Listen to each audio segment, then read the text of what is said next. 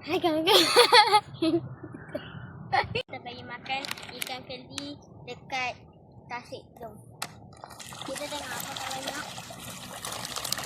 Banyak. Besar-besar pula tu. Jom lagi.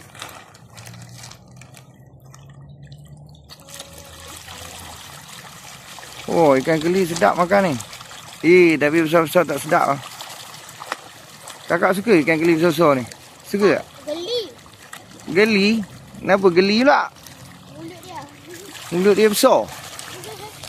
Ha? Tengok ada sendiri lah. Pasal mulut dia besar ke? Dia mulut dia ada besar. Pasal ada yang dia ada bulu kat muka. Bukan bulu tu. Itu misai. Wow, banyaknya. Oh, menjerit-jerit. Oh. Happy tak kakak? Seronok tak? Biasa. Biasa. Oh. Jom kita cari yang besar. Kalau kita jumpa yang besar, korang semua kena like video ni. Jom kita cari. Oh, dah jumpa. Okay, kan? Korang kena like video ni sampai dapat 100. Kalau tak, tipu dah berdosa.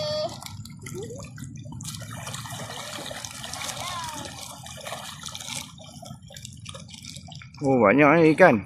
Itu ikan apa? Ni ikan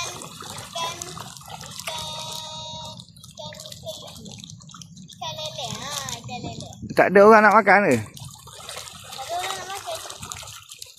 Ha? Tak ada orang nak ambil makan ke?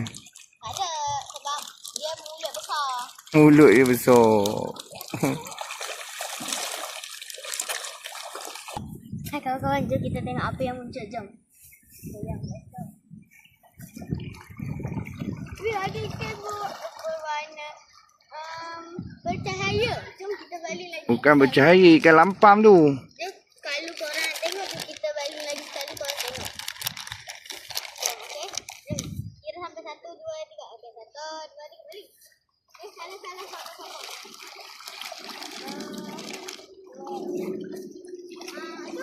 Tu banyak kan? Yang tu boleh makan kan? Siapa kan? Ya, boleh. Okay, tu kawan-kawan kita bagi cara kita. Okay, jom kita bagi. Ni ada ikan berwarna. Jom kita lain sekali ada sikit kita perhabiskan. Jom. Susahnya nak ambil. Okay, jom balik.